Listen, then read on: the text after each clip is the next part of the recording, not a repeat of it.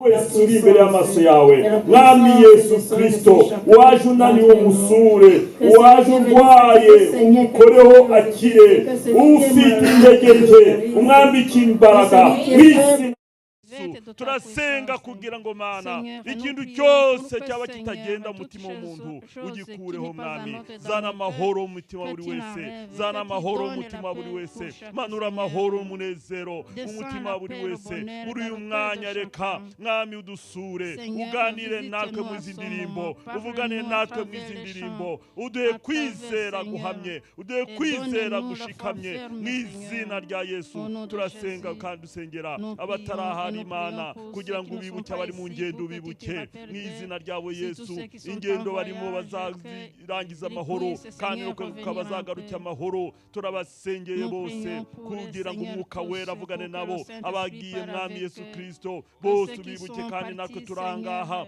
natwe tugirire neza natwe twuzuza imbaraga natwe dufashe mu izina ryawe Yesu nuko dusenze amen. Haleluya. Amen. Reka nsabe ababishoboye guhaguruka nabo bahaguruke kugira dufatikanye hamwe na groupe de louange. Je demande à ceux qui le peuvent qu'ils puissent se lever et nous unir au groupe de louange. Kugira ngo izina ry'Imana rihabwe icyubahiro. Amen. Pour que le nom de Dieu soit glorifié.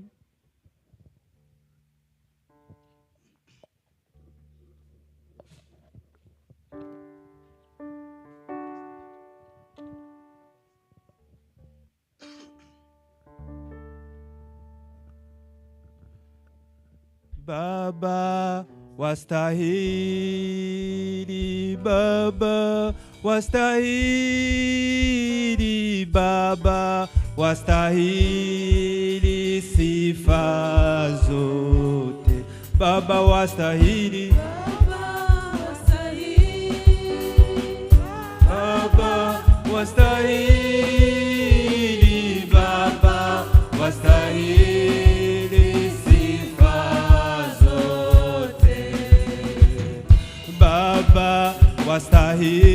wastahili, Baba wastahili,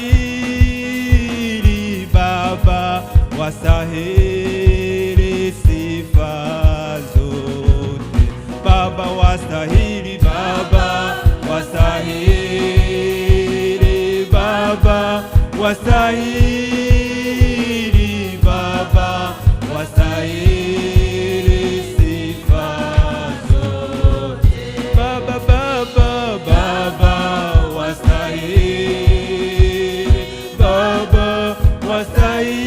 wastahili, Baba wastahili sifa zote, mana urakwiriye, mana urakwiriye, mana urakwiriye amashimwe, mana urakwiye, mana urakwiriye, mana urakwiriye, mana urakwiriye amashimwe, mana urakwiye, mana urakwiriye, mana urakwiriye, mana urakwiriye amashimwe.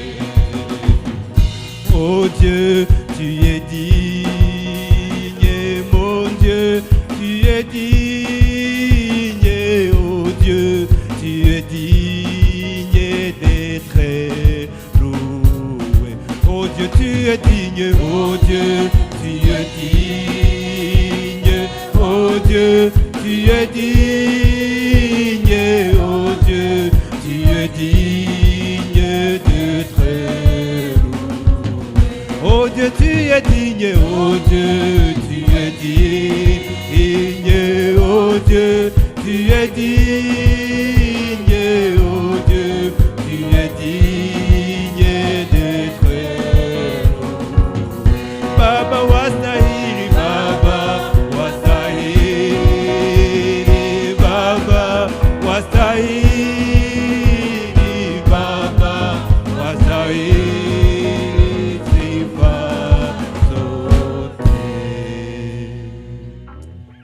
Mana urakwiriye niwo ukwiye amashimwe niwo ukwiye guhimbazwa mu gitondo cy'uno munsi emera wumva amashimwe yacu Mana tugushima kubw'ibyo ukora kubw'uburinzi bwawe kubw'urukundo rwawe Mana kubw'imbabazi zawe turagushimye ko turi bazima turagushimye ko turi mu nzu yawe Mana nushimwe Mana nupfukamirwe Mana nushyirwe kuko nta mana ihwanye nawe uri hejuru ya byose n'ukuri ubwami bwawe buzahora buteka Mana ntuhinduka kuko wareje n'ubu ni kuri kandi nikuzahoraho uzahora witwa Imana uzahora witwa ndiho icyubahiro ni cyawe none n'iteka ryose amen.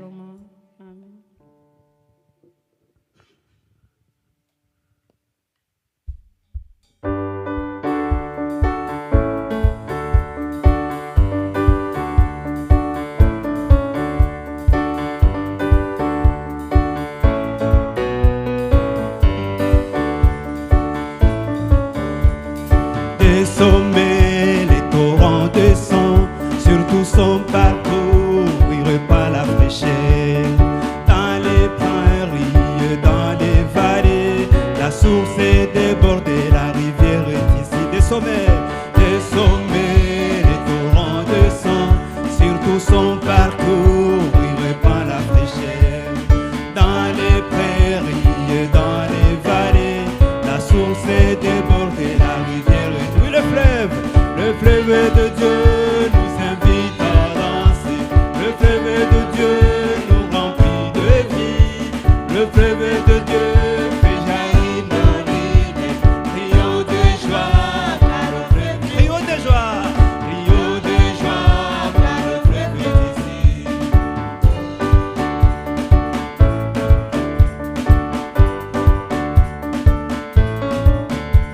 Le fleuve de Dieu sont restaurés, ceux qui s'attardent et les mots dérivent reviennent enflammés, assoiffés du Seigneur.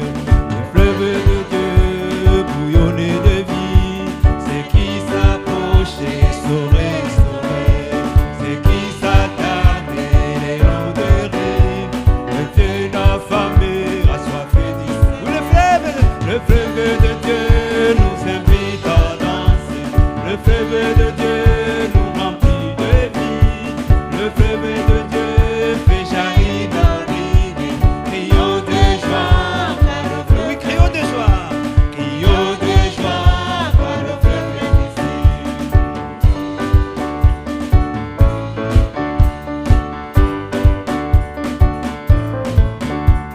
À la montagne, nous retournons trouver la présence du Seigneur.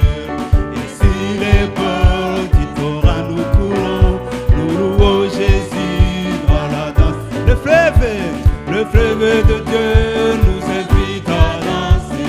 Le fleuve de Dieu nous remplit de vie. Le fleuve de Dieu fait jaillir nos rives. Crions de joie par le fleuve. Le fleuve de Dieu nous invite à danser. Le fleuve de Dieu nous remplit de vie. Le fleuve de Dieu fait jaillir nos rives. Crions de joie par le fleuve d'ici. Crions de joie par le fleuve. Oui, crions de joie.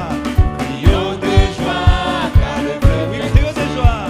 Crions de joie par le fleuve. Oui, crions de joie.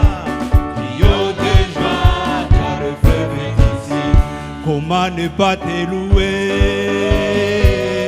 Comment ne pas te louer? Comment ne pas te louer? Seigneur Jésus, comment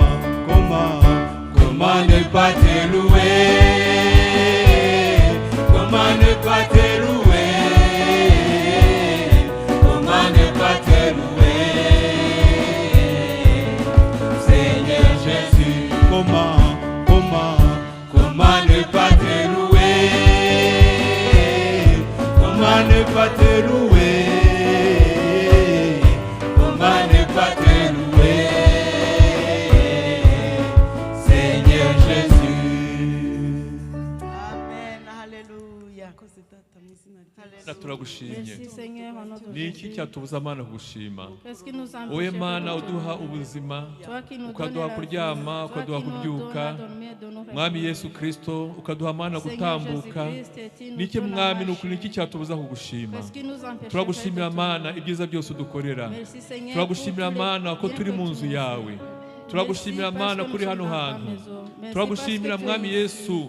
ku isoko y'amazi y'ubugingo Nous iri hano t'adorons, hantu. Seigneur, car la Mwana source de ntama vie est w'Imana ici. kandi ko witeguye Agneau de Mwami Dieu. kuduhaza, Tu es prêt witeguye à nous rwose rassasier. kutumara inyota. Tu es prêt à Buri nous muntu wese rafraîchir. wageze hano Mwami Toute personne nukuri qui est uramumara arrivée, inyota. Seigneur, tu Icyubahiro vas ni la icyawe rafraîchir, la gloire kuko est à amazi toi. yawe Mwami Parce nukuri que ntajya ta- akama. ton Isoko nom, yawe Seigneur, ntabwo ne igikama t'arrive jamais. ahubwo Ta isoko source ne yawe t'arrive jamais. idudubiza iteka ryose. Mais ta Turagushimira source Mana, jaillit éternellement. turaguhimbaje Seigneur, ko imitima nous yacu t'adorons. iri imbere y'ubwiza bwawe Car nos kandi cœurs Mwami sont devant ko witeguye ta kugira buri présence wese neza. et que tu es prêt Icyubahiro à ni faire du icyawe bien à chacun none de n'iteka nous. ryose. La gloire est à Amen. toi, au Dieu éternellement.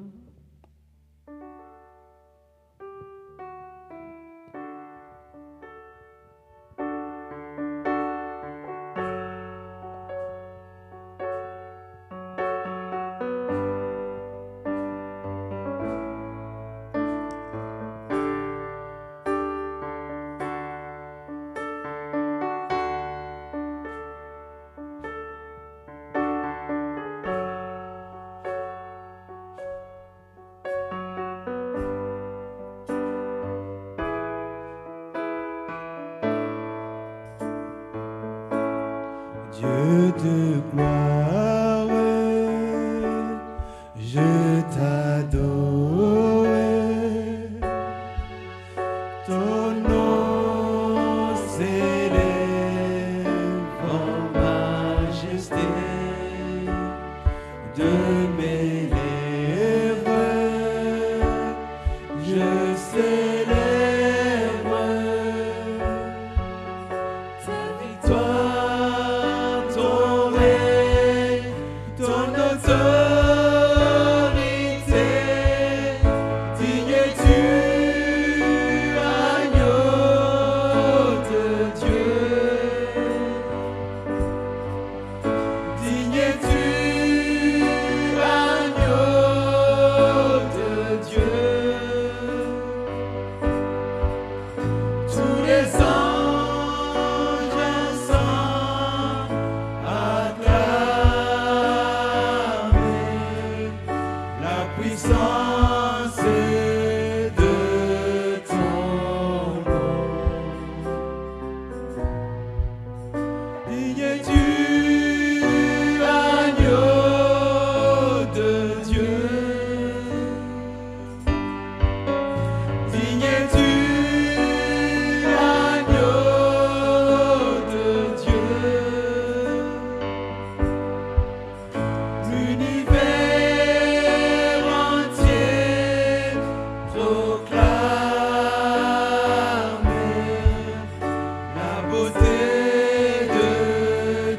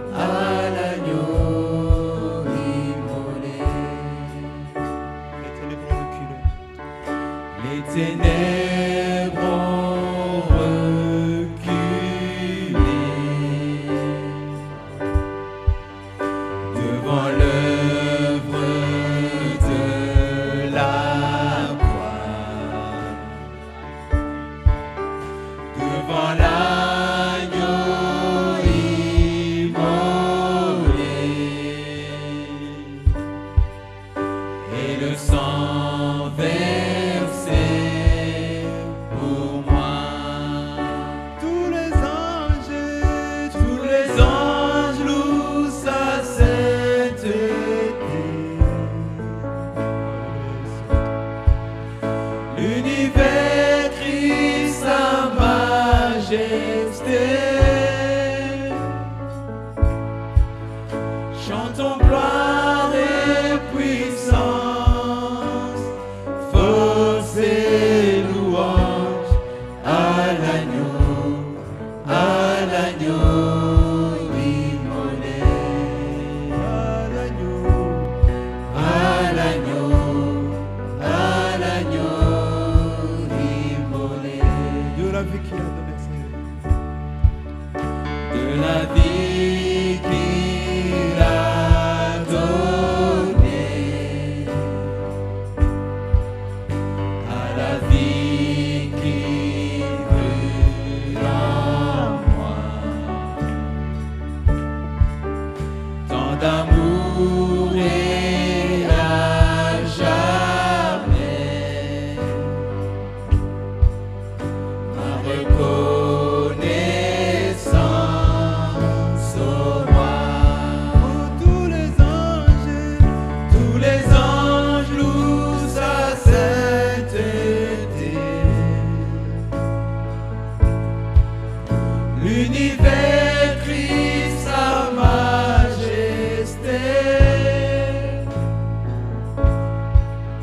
Chantons gloire et puissance, force et louange à l'agneau immolé. À l'agneau immolé.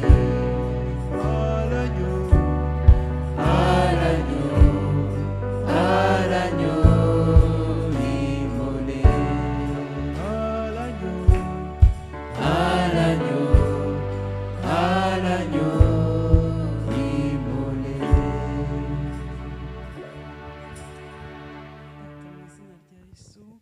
Père, au nom de Jésus, nous glorifions ton nom. Tu es le Dieu de paix. C'est par ta grâce que nous sommes ici, que la grâce soit à toi. Merci Père. Continue à prier pour les cœurs qui sont ici. Que tu puisses être avec eux. Et nous continuons à te demander de nous faire du bien. Et que ta gloire continue à se manifester entre nous. Merci car tu es avec nous. Merci que par ta miséricorde, cette réunion va être remplie de ton Saint-Esprit.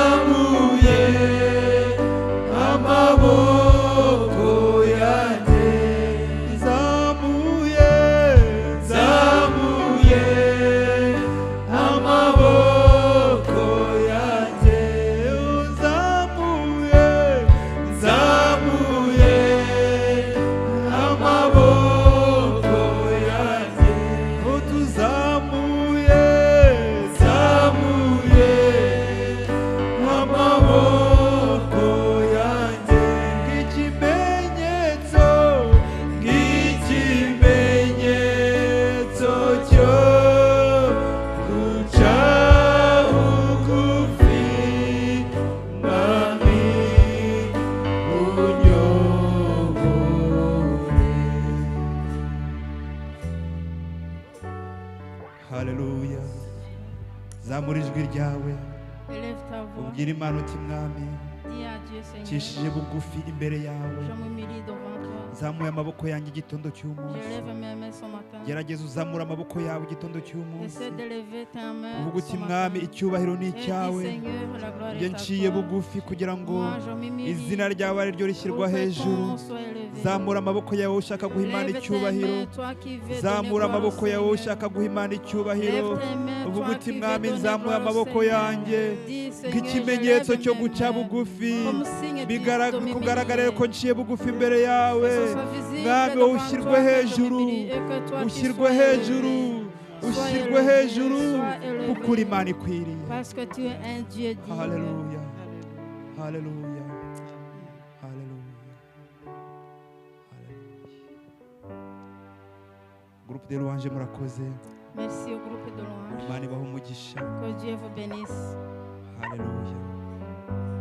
Reka duce bugufi Humilions-nous twicare, et assoyons-nous. ariko izina ry'Imana rikomeze rishyirwe hejuru. Mais que le nom de Dieu continue à être élevé. Ni Imana ikwiriye, C'est un Dieu qui est ni digne. Imana ishobora byose, C'est un Dieu ni tout-puissant. Imana igira neza, C'est un Dieu ni de Imana bonté. yandinze, C'est un Dieu qui m'a ni Imana protégé. yakurinze, C'est un Dieu qui t'a ni Imana protégé. indinda, C'est un Dieu qui ni me Imana protège. ikurinda, C'est un Dieu qui te ni Imana protège. izakomeza kubana Et natwe. c'est un Dieu qui continuera à être Kandi avec ni Imana nous. ivuga ngo C'est un Dieu qui dit ntimuhagarike imitima yanyu. que vos cœurs ne se troublent point. Igitondo cy'umunsi ndabibutsa Ce ngo matin, je vous rappelle ntihagire n'umwe ceci. uhagarika umutima Il y a we. personne que son Mwizere cœur soit Imana. troublé, mais crois en Mwizere Dieu, umwana w'Imana Yesu croyez Kristo, en Dieu kuko niwe ushobora byose. et criez au Fils de Dieu Niwe qui est ushobora tout-puissant. byose. C'est lui qui est le tout-puissant. Amahoro isi yakubuza, Et la paix que le monde ne te donnerait Yesu pas, arayaguha. Haleluya, Dieu te la donne. Yesu arayaguha. Dieu te la donne. Jésus te la donne.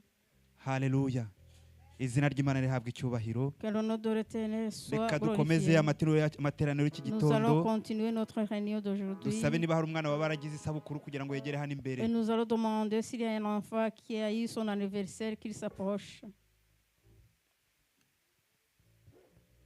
Ndabona ntawe. Je vois qu'il n'y en a pas. Haleluya. Amen. Reka dukomeze muri uyu munezero turimo rero. Et continuons dans cette joie dans laquelle nous sommes. Yesu ni Amena. Jésus est merveilleux. Jésus est. Bon. Haleluya. Yesu ni mwiza. Jésus est bon. Haleluya. Reka dusabe mushiki wacu Angelique Demandons à notre sœur Angélique kugira ngo asabire ibya cumi n'amaturo. de prier pour les offrandes et les dîmes. Tugeze umwanya tugiye gutanga ibya cumi n'amaturo. Et parce que nous arrivons au moment de donner les offrandes et les dîmes. Hanyuma frere Moise nawe araza kuduterera ikorasi Et puis le frère Moïse va nous entonner un chœur mu gihe tuza gutanga ibya cumi n'amaturo. pendant que nous donnons les dîmes et les offrandes. Ubwo nitumara gutanga ibya cumi n'amaturo, Après avoir bisanzwe, donné les dîmes et les offrandes comme d'habitude, korali Ebenezer iraza kuririmba. la chorale Ebenezer va chanter. Ariko mu gihe izamuka turatanga ituro ryo gufasha Et pendant que abatishoboye. la chorale monte, nous allons donner l'offrande pour les nécessiteux. Haraza gukurikira korali Agape. Et puis suivra la chorale Agapé. Imana ikomeze ibaho umugisha muri Que byose. Dieu continue à vous bénir dans toutes choses. Amen. Amen. Éternel Dieu des armées, Uwiteka Mana Nyiringabo, nous voici devant toi. dore turi imbere yawe. Nous portons en ta présence nos dîmes et nos offrandes. Tuzanye imbere yawe ibyacumi byacu n'amaturo. Nous te demandons, Seigneur, que tous ceux qui vont donner, Turagusaba Mana kugira ngo abaza gutanga bose que tu puisses les bénir, Seigneur. ubashe kubaha umugisha. Que là où, Seigneur, ils ont pris, Aho bakuye tu puisses en rajouter encore plus. wongeremo. Éternel Dieu des armées, je remets entre tes mains les personnes qui gèrent ces dîmes et ces offrandes. Uwiteka Mana Nyiringabo, ngushyize imbere abantu bazakoresha ibi byacumi n'amaturo. Que ces personnes soient guidées par ton Saint-Esprit. Abantu bazayoborwe n'umwuka wera. Que ces personnes soient guidées par toi. Abantu bazayoborwe nawe. Pour que, Seigneur, ces dîmes et ces offrandes puissent accomplir ta volonté. Kugira ngo ibi byacumi n'amaturo bizakora ubushake bwawe. Nous te levons, nous te glorifions. Tugushyize hejuru tuguhaye icyubahiro Au nom de Jésus-Christ. mu izina Amen. rya Yesu Kristo. Amen. Shimwa shimwa mana yacu, hirya yawe nta yindi mana. Shimwa shimwa mana yacu, hirya yawe nta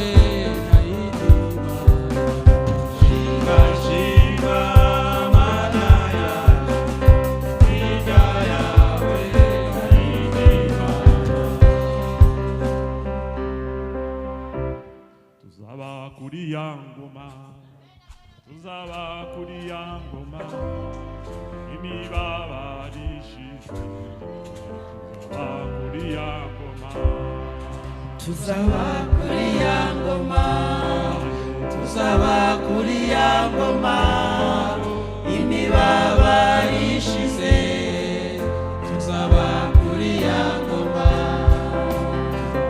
kuri ya ngoma tuzaba kuri ya ngoma imibabarishijwe tuzaba kuri ya ngoma tuzaba kuri ya ngoma tuzaba kuri ya ngoma imibabarishize tuzaba kuri ya ngoma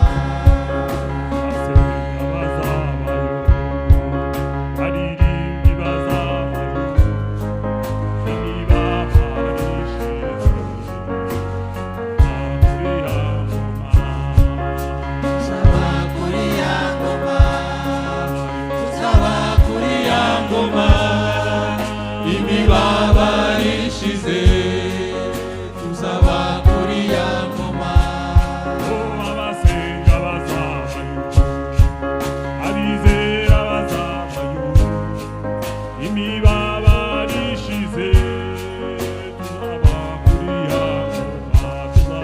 tuzaba kuri ya ngoma tuzaba kuri ya ngoma imibabarishize tuzaba kuri ya ngoma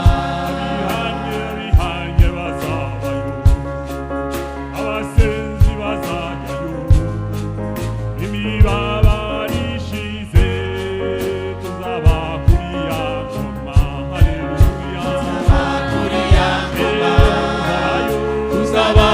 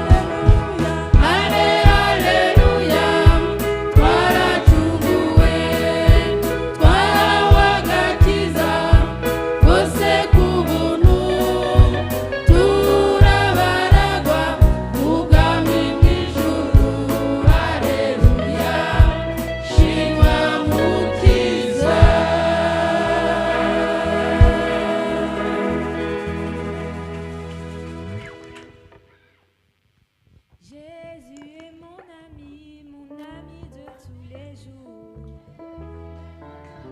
Mon ami de tous les jours. Oh, Jésus est mon ami de tous les jours. Oh, Jésus est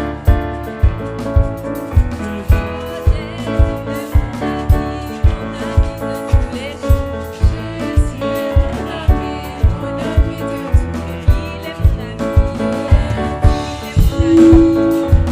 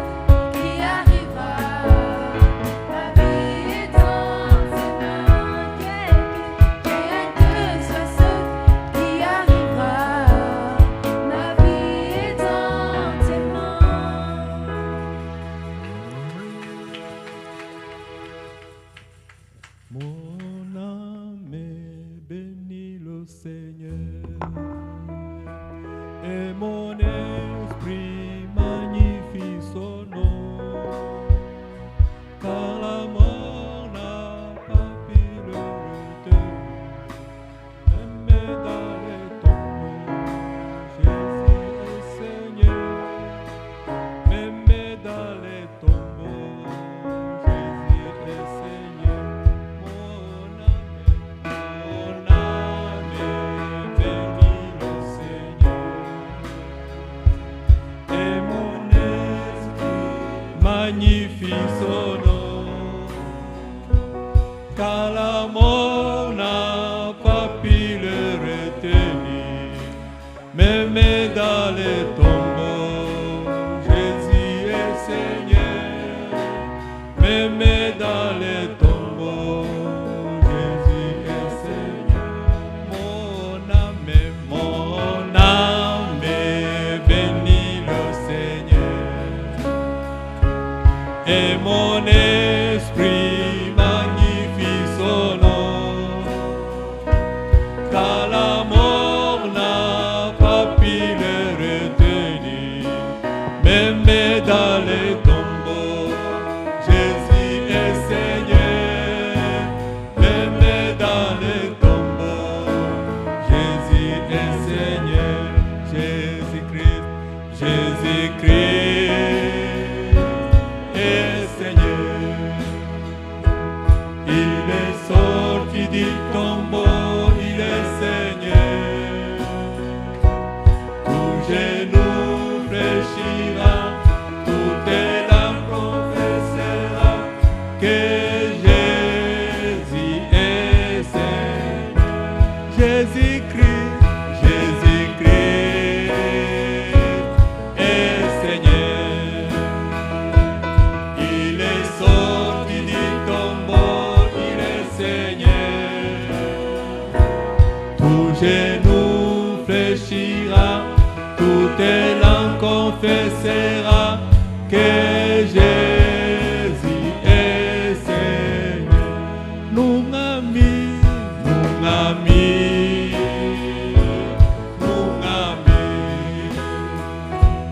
yarazutse mu bapfuye n'umwami.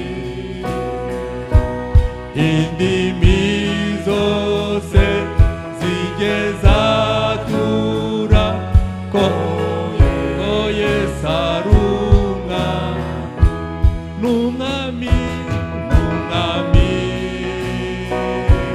N'umwami yarazutse mu bapfuye n'umwami. Indimi zose zizezatura ko Yesu ari umwami. Haleluya. Mushobora guhaguruka Vous pouvez vous mettre debout.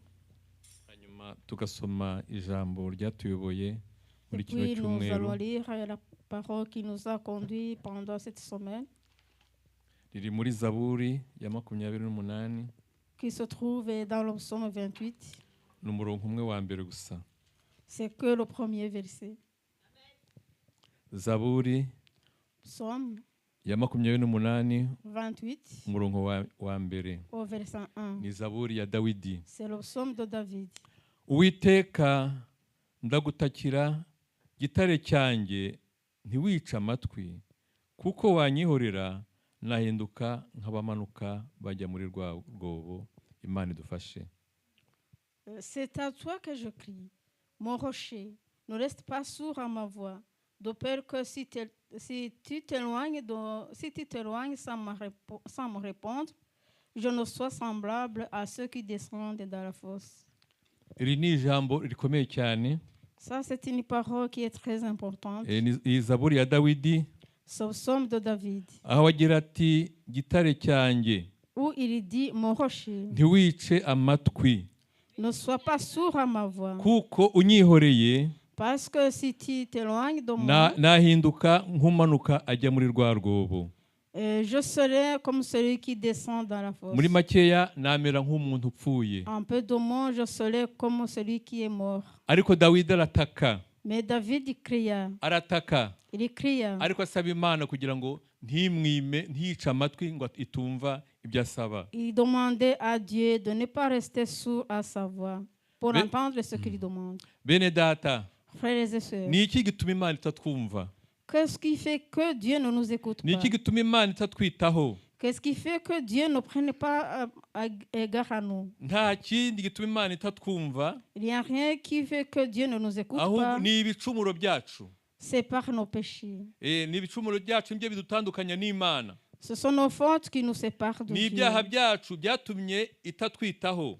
Ce sont nos péchés qui ont fait que Dieu ne prenne pas Ibyo nibyo égard à nous. bituma Imana itatwumva. C'est pour cela que Dieu ne nous écoute pas. Imana idufashe bene data. Que Dieu nous aide, frères Kugira et ngo sœurs. hagati yacu n'Imana Pour que hataba entre ikintu nous gituma et Dieu, qu'il n'y ait pas Imana une chose itatwumva. qui fait que Dieu ne nous écoute pas. Hagati yawe n'Imana Et entre toi et Dieu, hataba ikintu kigutandukanya n'Imana. qu'il n'y ait pas une chose qui te sépare de Dieu. Tugiye gusenga Imana Nous allons prier Dieu. twiyinginga cyane Nous allons vraiment le supplier. kugira ngo hataboneka ikintu na kimwe, Pour qu'il ne se trouve pas aucune chose. ikintu cyatuma Imana itagutega amatwi, Une chose qui pourrait faire que Dieu ne t'écoute pas. ikintu cyatuma utumva ijwi ry'Imana. Une chose qui ferait que tu Icyo n'écoutes pas la voix kintu de dusenga Dieu. Imana kugira ngo gikurweho. Prie Dieu pour que cette chose soit Dusenga enlevée. Imana kugira ngo icyo kintu kibagirane rwose, Prions Dieu pour que cette chose soit complètement kugira ngo oubliée. nitugera mu mwanya wo gutaka Pour que si nous arrivons au moment de crier à Imana yacu Dieu, twumve. que notre Dieu nous Haleluya. écoute. Imana yacu ishimwe. Que notre Dieu Reka soit buri muntu loué. wese azamura ijwi Que chacun élève sa voix asaba Imana kugira ngo ikintu cyose en demandant à Dieu pour que toute gituma chose Imana itamwitaho, qui va faire que Dieu ne gituma prenne Imana pas égard à itamutega lui, amatwi, qui fait que Dieu ne l'écoute gituma pas, Imana iceceka, qui fait que Dieu prend le Icyo ngicyo gikurweho. se met en silence et que cette muri chose icyo soit enlevée gitondo ce matin kugira ngo tubone umugisha pour w'Imana. que nous puissions obtenir la grâce de Dieu. Turasengera twese hamwe, Nous allons tous prier ensemble turasaba mwene data Atanaze aze kuzamura ijwi. et nous demandons à notre frère Athanase d'élever sa voix. Buri wese niyisengere. Que chacun prie pour soi. Yo, Mana data wa twese uri mu ijuru, uwera uri mu ijuru, Mana uhoraho, ndakwinginze Mana, ndagusabye rwose kugira ngo Mana weyure ukureho ikintu cyose cyagaragara Mana ko kintanya nawe, ukureho ibyaha byose n'ibicumuro muri njye Mana, ndakwinginze wowe kuraho Mana yacu, Mana ikiranuka, Notre Seigneur, toi qui es juste, Imana iri aha hantu hagati muri twe, Dieu qui est entre parmi wowe nous, uteze buri wese ugutwi, et toi qui tends l'oreille à ntabwo chacun, uri kure yacu. tu n'es pas loin de nous. Turagushimira muri gitondo Mana, Merci son matin, Seigneur, tugusaba et nous te ngo demandons utubabarire, de nous pardonner udukureho umugayo wose, et que tu enlèves, Seigneur, ikintu toute chose qui cyose n'est pas cyadutandukanya bonne nawe et Mana, toute chose qui nous séparerait de nk'uko toi, Dawidi Seigneur. yabivuze ugite Comme kure. David l'a dit, que tu le jettes loin de nous. Buri wese uri aha hantu Seigneur, que chacun qui est wagusabye ici, kenshi agasenga kenshi, qui t'a beaucoup prié, et de plusieurs wakwinginze manières, ku manywa na nijoro, celui qui t'a supplié la ahari nuit et le yagusenze ngo jour, umukize indwara, yaba yaragusenze ngo umukize peut-être qu'il indwara, t'a prié pour que tu puisses le guérir de sa yaba maladie. yaragusenze ngo umukirize umwana, Peut-être qu'il t'a prié pour que tu guérisses son enfant. yaba yaragusenze ngo umukorere igitangaza agira Peut-être imbaraga, que tu as prié, qu'il a prié pour que tu lui fasses un miracle. yaba d'avoir yaragusabye confiance. ikintu kimugoye buze uko Et agisubiza, peut-être qu'il t'a prié pour un sujet de prière qui l'accable et qui n'a pas eu de ahari réponse. wamwimye amatwi bitewe n'uko ibicumuro Peut-être tu byabaye n'auras byinshi pas imbere écouté yawe. parce que ses péchés sont devenus nombreux devant Muri toi. gitondo twisubiyemo, Ce matin, Seigneur, nous nous examinons. ahari twaba dutsinzwe n'ijambo ryawe, Et peut-être que nous sommes touchés par ta parole. Mana yo mu ijuru ry'urubuntu, Seigneur, toi qui fais grâce, Mana igira imbabazi nyinshi cyane, toi qui es miséricordieux, ijambo ryawe ritubwira ngo nta kintu na kimwe kidutandukanya nawe ta usibye parole ibyaha. nous dit qu'il n'y a rien qui nous sépare de toi si ce n'est des péchés. Icyaha nicyo gituma dutandukana nawe, C'est le péché qui nous sépare de toi. cyatumye umwana w'umuntu ajya kure yawe, Et c'est le péché qui a mené l'homme loin de n'icyaha toi. nicyo cyonyine C'est un péché, c'est la seule ubundi chose. waturemye mu ishusho yawe, Et tu nous as créés à ton image. ariko satani azana icyaha. Mais Satan a amené le péché. Niyo mpamvu duciye bugufi. C'est pourquoi nous nous Muri humilions. gitondo ngo tubabarire. Ce matin, Seigneur, que tu puisses nous pardonner. Aho watugaye hose. Là où tu nous as dit que Aho nous sommes, ne watugaye sommes pas hose justes. mu minsi yo kubaho Et kwacu. Seigneur, dans toute la manière que tu as trouvé Uko que nous sommes, watubonye ne kose sommes pas mu dignes byaha devant toi. byacu byose. Seigneur, de telle manière que tu nous as trouvés dans nos Duciye bugufi péchés, ngo tubabarire. nous Mana. nous humilions, que tu nous Babarira pardonnes. umumama uri imbere yawe. Pardonne une maman qui est devant Babarira toi. umupapa uri imbere yawe. Pardonne un papa qui est devant Babarira toi. umwana muto uri imbere yawe. Pardonne un enfant qui est devant Tubabarire toi. twese Pardonne-nous tous qui sommes ubabarire ici. n'abacu bose. Et pardonne nos Mwami saints Yesu batari hano qui ne sont pas ici. bashobora kuba nabo bafite ikibazo nk'iki. Peut-être qu'ils ont le même Hari problème que nous. utabishimira Seigneur, que tu ne nawe prennes pas plaisir à ubishimire mu eux. izina Que ryawe. tu puisses prendre Baba plaisir à turasenze. eux. Seigneur, nous prions Imbaraga zawe pour zimanuke que ta rero. puissance Ubuntu bwawe descende, bumanuke rero. que ta grâce Kubw'imbabazi descende zawe. par ta Kubw'imbabazi miséricorde, zawe. par ta miséricorde, Udukuriraho ikintu cyose. que tu enlèves toutes Twakiriye imbabazi choses. zawe Mana. Et Seigneur, nous Twakiriye recevons ta kugira neza grâce. kwawe. Nous recevons ta bonté. Urakoze turagushimiye. Merci, nous te Icyubahiro louons. n'ikibi cyawe mu ijuru no mu isi. Que la grâce soit à toi aussi sur la Ubwawe terre. Baba ushimwe. Amen. Et sois loué au nom de Jésus. amen amen murakoze mushobora kuruhuka. Merci, vous pouvez vous asseoir. Mbanje kubasuhuza rero muri kino gitondo. Tout d'abord, je vous salue ce matin. Amahoro ya Kristo agwire rwose mu mitima yanyu. Que la paix de Christ abonde dans vos cœurs. Tugire umunezero muri teraniro. Que nous ayons la joie dans Imana cette yaduhaye réunion. umunsi mwiza. Et Dieu nous a donné un beau jour. Imana ishimwe cyane. Que Dieu soit loué. Ubu rero ndajya kubabwira amatangazo. Et je vais vous donner les annonces.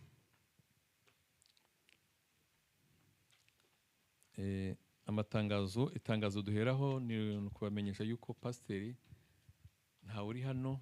La première annonce, c'est de vous dire que le pasteur n'est pas ici. Ari pasiteri Aroni, ari na pasiteri Inosa. Que ce soit le pasteur Aaron Bose et bari mu Innocent. ngendo. Tous sont en voyage. Ubwo rero ni ukubasengera.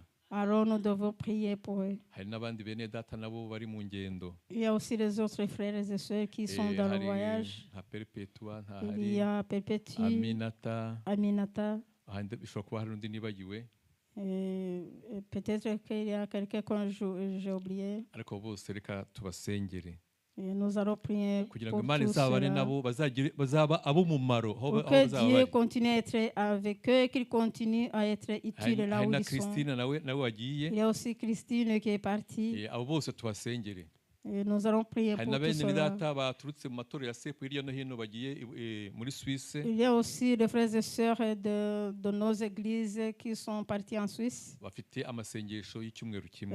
Là, ils ont la prière d'une semaine. Turabasengera kugira ngo Imana Nous allons prier izabasure pour que kandi Dieu les kugira ngo visite aho bazaba bari et que là où ils seront, bazabe umugisha kubo ils bazahura soient nabo. une bénédiction là où Turasaba ils mwene sont. data Promesse kugira ngo Nous azamure demandons à ijwi notre frère Promesse asengere abo bene d'élever la data voix et de prier bari mu pour rugendo. nos frères et sœurs qui sont en voyage.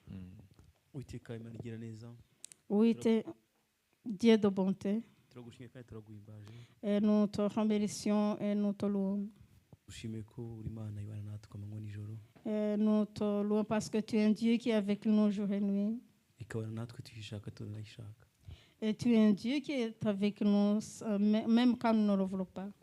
Uwiteka mu Imana rero dusengeye bene data bari mu ngendo zitandukanye. Éternel, nous prions pour nos frères et sœurs qui sont dans les différents voyages. Abagiye kure cyane aho kure ahasaba ingendo igihe kirekire. Là où ils sont partis loin de nous, ils doivent effectuer un long voyage. N'abagiye hatari kure cyane hafi aha. Et même ceux qui ne sont pas partis pas très loin. Bose tubashyize mu biganza byawe. Et tous nous les mettons entre tes mains. Ukomeze kubagirira neza. Continue à les faire du bien. Uwiteka n'abaje kugushaka n'abagiye masengesho muri Suisse.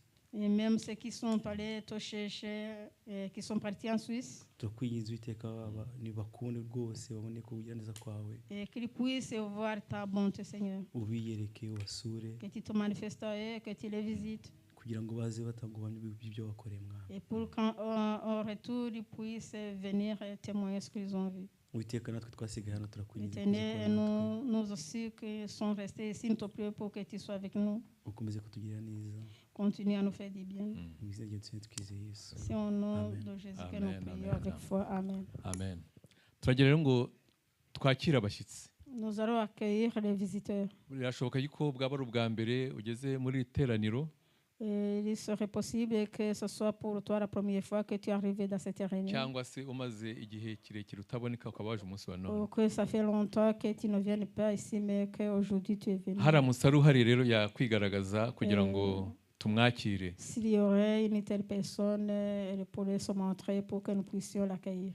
Amen, amen, amen. Tumuhaye ikaze, mwene data tumuhaye ikaze. Et notre frère, nous lui donnons la bienvenue. Karero yicare hanyuma abandi Qu'il tumwakire s'asseye, que les autres nous l'accueillent. muri ya ndamutso yacu. Bienvenue, Dans notre salutation, chers frères, bienvenue, chers frères. que Dieu te bénisse avec Que nous. Dieu te bénisse avec vous. Amen. Hanyuma nanone hari n'abandi ariko baje nabo twari tumaze iminsi tutari kumwe nabo, ni famiye ya Aimé na Christina. Et il y a aussi les autres qui sont arrivés. Ça faisait pas un petit moment qu'ils n'étaient pas avec nous. na Adrienne. Il y a Adrienne. Abo bose nabo turabishimiye kongera kubana Aimé et nabo. sa famille. Et nous sommes dans la joie d'être encore avec eux. Imana ishimwe cyane Que Dieu soit ko yabarinze vraiment loué. none bakaba Parce qu'il les a batugarutsemo protégés ari amahoro. et ils sont revenus en Icyubahiro paix. ni icy'Uwiteka. La gloire est à l'éternel. Amen, amen. Mm. Andi matangazo Les autres annonces. ku cyumweru gitaha Le dimanche prochain, hazaba ari icyumweru kidasanzwe il y aura une semaine spéciale, un dimanche spécial, tuzayoborwamo na bashiki bacu. où nous serons conduits par nos sœurs. Ubwo rero tukomeze tubibuke mu masengesho kugira ngo byose bizagende neza. Continuons à prier pour que tout aille bien. Kuwa gatanu tariki ya 19 z'ukwa cyenda Vendredi, le 19 septembre, hazaba hari amasengesho ya SEP. il y aura une nuit de prière de la CEP. Ijoro ry'amasengesho ya SEP rizabera i Liège. Cette réunion se tiendra à Liège. Ayo masengesho azatangira saa 2 za nijoro ageze saa 9. Cette prière commencera à 20h, de 20h à 3h du matin. Ubwo rero kugira ngo mubishyire muri agenda zanyu. C'est pour que vous puissiez mettre cela dans votre agenda. Kuko Imana ibiduhaye occasion kujya gusenga. Parce que c'est une occasion que Dieu nous donne de pouvoir kandi n'amasengesho tuyatugiramo umugisha cyane. Ce sont des prières dans lesquelles nous recevons une grande bénédiction. Imana izabashoboze kugira ngo muzabonekemo. Que Dieu vous rende capable d'être présent dans cette réunion de prière. Kuwa gatanu itariki 3 z'ukwa 10 z'uyu mwaka, vendredi le 3 octobre cette année-ci, tuzaba dufite nanone ijoro ry'amasengesho hano iwacu. Il y aura aussi une nuit de prière ici chez nous. Iryo joro ry'amasengesho ritangira saa 2 z'ijoro kugeza saa 8 y'ijoro. Cette nuit de prière débute de 20h à 2h du matin. Ubwo rero nanone turabararika cyane rwose kugira ngo ayo masengesho tuyitabire, n'amasengesho tugira umumaro cyane. Nous vous invitons encore de participer à ces prières parce que ce sont des prières dans lesquelles nous sommes abondamment bénis. Ayo masengesho nkuko nabivuze azaba ku tariki 3 z'ukwa 10. Et comme je vous l'ai dit, cette prière se passera du 3 octobre z'uyu mwaka. Cette année-ci. Irindi tangazo ni rijyanye nanone n'igiterane cy'abadamu n'abakobwa. Notre annonce, c'est l'annonce qui concerne la retraite des sœurs. Ariko icyo giterane kizahuza abadamu bose bo mu itorero rya SEP. Cette retraite rassemblera toutes les femmes ou les sœurs de la SEP. Kimwe n'abandi mwaba mwatumiye bashobora kukijyamo nabo. Comme les invités que vous aurez invités. Pour participer. Icyo giterane kizaba ku tariki ya 24 kigeze ku tariki ya 28 z'uyu mwaka z'ukwezi kwa 10 uyu mwaka. Cette retraite aura lieu du 24 jusqu'au 28 octobre cette année-ci. Ubwo rero kizabera ahantu kizabera i Bruxelles ahantu hitwa ngo Maison Notre-Dame du Champ d'Oiseaux. Cette retraite aura lieu à la Maison Notre-Dame du Champ d'Oiseaux à Bruxelles. Ubwo rero ndizera ko abadamu mwatangiye kwiyandikisha ndetse mwiyandikishije. J'espère que les dames, vous avez commencé à vous faire inscrire ou vous tukaba l'avez déjà twizera ko fait. muzahaboneka. Et nous espérons que vous serez là-bas aussi. icyo giterane kizaba ku tariki ya 24 kigeze kuri 28 z'ukwa 10. Cette retraite commencera du 24 au 28 octobre. Imana idufashe. Que Dieu nous aide. Hanyuma rero ku bantu bakwifuza kuvugisha pasiteri bashaka kugira ngo babonane nawe, Et pour les personnes qui voudraient contacter le pasteur, bashobora pour avoir un entretien avec lui, bashobora kumuhamagara kuri nimero ya telefone ye. ils peuvent l'appeler à son numéro de téléphone ibimanitswe hariya hari inyuma. qui est affiché là derrière. Andi matangazo, Les autres annonces, ni ukubibutsa yuko hano haba amateraniro c'est de vous rappeler qu'ici, il se passe des réunions. buri wa gatatu guhera saa 12 kugeza saa 1:15 Chaque za nimugoroba. mercredi de 18h à 19h30. Hanyuma na buri wa gatanu akaba amasengesho ya nijoro atangira saa 2 akageza saa 5 z'ijoro. Et chaque vendredi, il y a une veille de prière de 20h à 23h. Ayo masengesho abashaka bashobora no gukomeza akaba bageze na saa 9. Et ceux qui veulent peuvent continuer à prier jusqu'à 3h. Hanyuma hakaba buri cyumweru, et chaque dimanche, nkuko mwabibonye umunsi wa none, comme vous l'avez vu aujourd'hui, guhera saa 4 kugeza saa 12 tuba dufite amateraniro nk'aya ngaya de buri cyumweru. 10h à 12h, nous avons toujours une réunion comme celle-ci. Haleluya. Amen. Amatangazo rero nayanyu no kugira ngo twibukiranye. Ces annonces vous appartiennent, c'est pour que nous puissions nous rappeler les uns les autres. Tugiye rero gufata umwanya wo kumva ijambo ry'Imana. Nous allons prendre un moment d'écouter la parole de Dieu. Turasaba mwene data Tanazi aduterera ikorasi. Et nous demandons à notre frère de nous entonner un cœur. Ariko atarayitera, avant qu'il entonne son cœur, turasaba mushiki wacu Devota gusengera. Nous demandons à notre sœur Devota gusengera ijambo ry'Imana, de prier pour la parole de Dieu, kandi agasengera n'abarimu kimwe n'abana bajya muri Ekodime. et de prier pour les enfants et les moniteurs.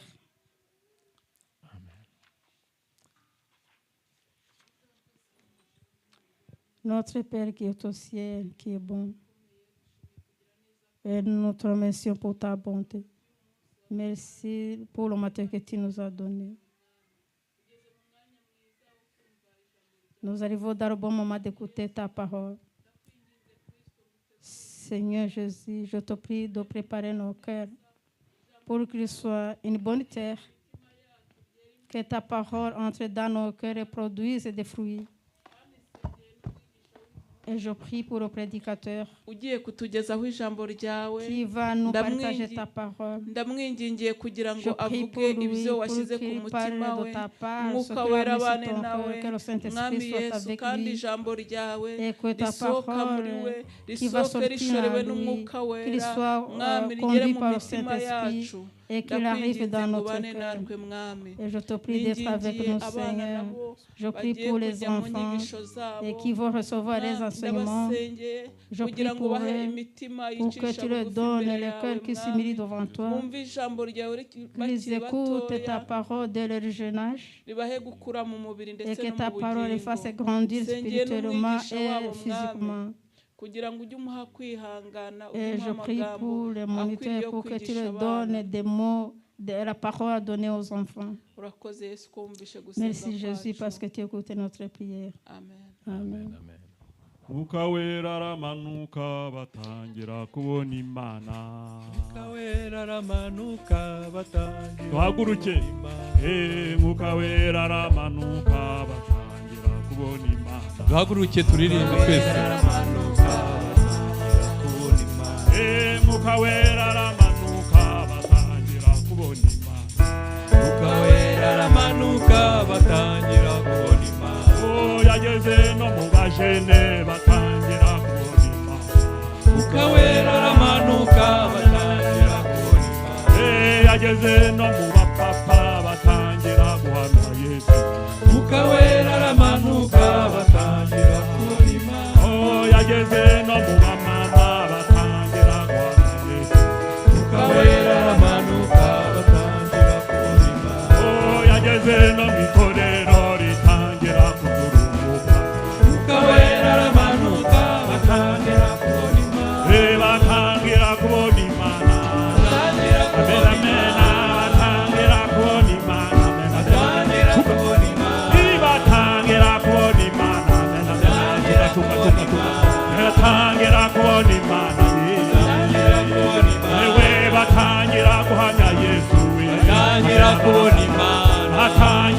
guhamya Yesu batangira kubona Imana oh batangira no kwigisha batangira kubona Imana batangira no guhamya batangira kubona Imana batangira no guhamya batangira kubona Imana yewe batangira buzurumuka batangira kubona Imana yewe batangira gukira indwara batangira kubona Imana batangira gukira indwara batangira kubona Imana batangira gukira indwara batangira kubona Imana yewe batangira guhamya Yesu batangira kubona Imana batangira kubona batangira kubona Imana batangira kubona Imana batangira kubona Imana yabo batangira kubona Imana batangira uyu mwuka wera batangira kubona Imana batangira kubona imbaraga zayo batangira kubona Imana batangira yuzuye roho zera batangira kubona Imana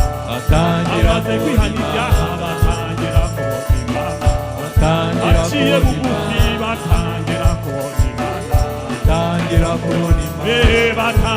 kubona Imana batangira kubona Imana batangira kubona Imana batangira kubona Imana batangira kubona Imana ukuri batangira kubona Imana batangira kubona Imana ibi batangira kubona Imana batangira mu mitima yabo batangira kubona Imana aho bicaye batangira kubona Imana ibagendagenda batangira kubona Imana ari mu nsengero batangira kubona Imana ibasenga batangira kubona Imana nawe utangire kubona Imana n'uyu mwanya nawe utangire kubona Yesu nawe uri hano none utangire kubona Imana wowe uri hano none utangire kubona Imana mu mutima wawe utangire kubona Imana senga Imana yewe utangire kubona Imana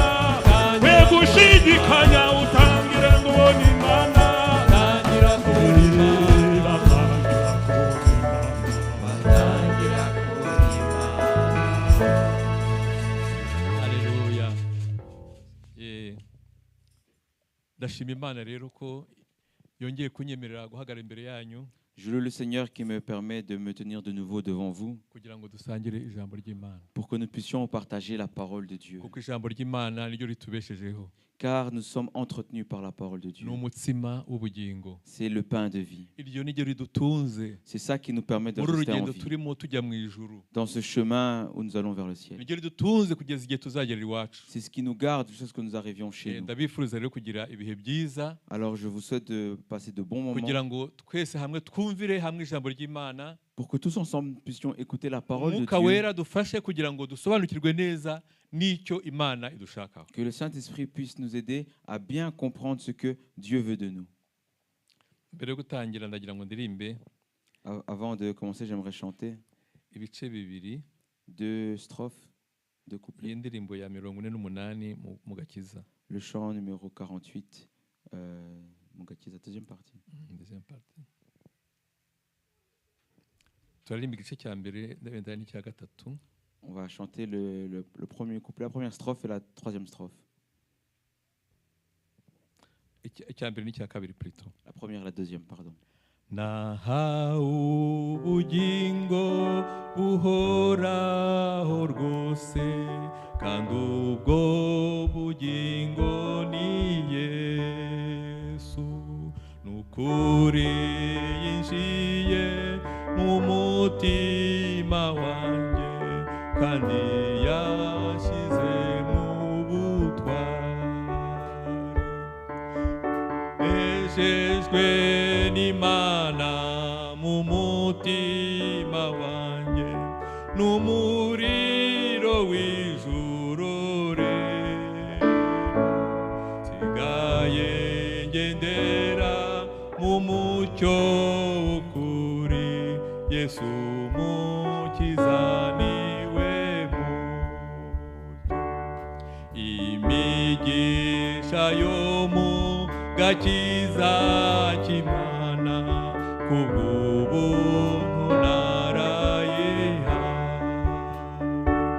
nayihawe mu gihe nihanye ibyaha imbere y'umukiza Yesu nejejwe n'Imana mu mutima wanjye n'umuriro w'ijuru urimo sigaye ngendera mu mucyo w'ukuri Yesu umukiza niwe mucyo.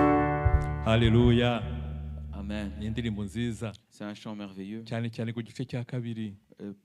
Surtout la deuxième strophe.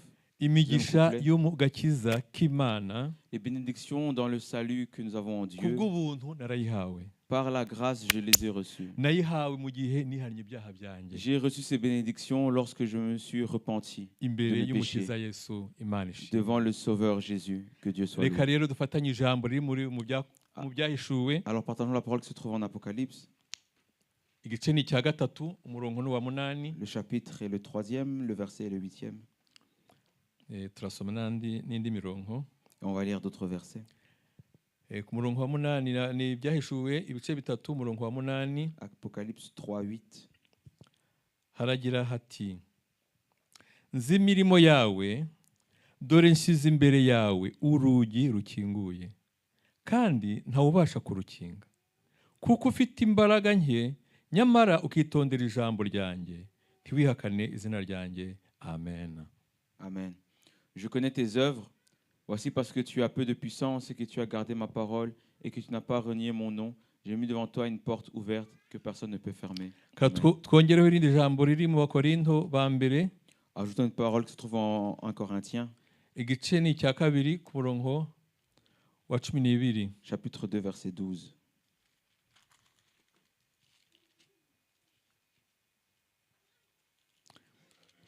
Kadusome mu izina rya Yesu. Lisons au nom de Jésus.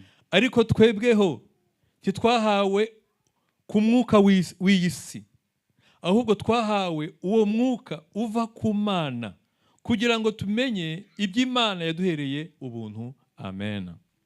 Or nous n'avons pas reçu l'esprit du monde, mais l'esprit qui vient de Dieu, afin que nous connaissions les choses que Dieu nous a données par sa grâce. Amen. Ajoutons encore un verset qui se trouve en Jean, au chapitre 10, au verset 9. Haragira hati ninjye rembo umuntu niyinjira muri nge azakizwa azinjira asohoke kandi azabona urwuri. Amen. Je suis la porte. Si quelqu'un entre par moi, il sera sauvé. Il entrera et il sortira. Amen. Et il trouvera des pâturages. Pardon. Amen. Nifuje ko dusangira ijambo rifite umutwe ugira uti J'ai voulu qu'on partage la parole qui a pour thème Yesu niwe rembo ry'agakiza. Jésus est la porte du salut. Shatse navuga nti Yesu niwe rembo principal. Si je peux ajouter, je dirais même que Jésus est la porte principale. Alléluia. Amen. Alléluia. Amen. Yesu niwe rembo ry'agakiza. Jésus est la porte du salut. Irembo narebye iri jambo mu Kinyarwanda babivuga neza kurusha mu Gifaransa. J'ai regardé le mot porte en Kinyarwanda, c'est mieux expliqué qu'en français.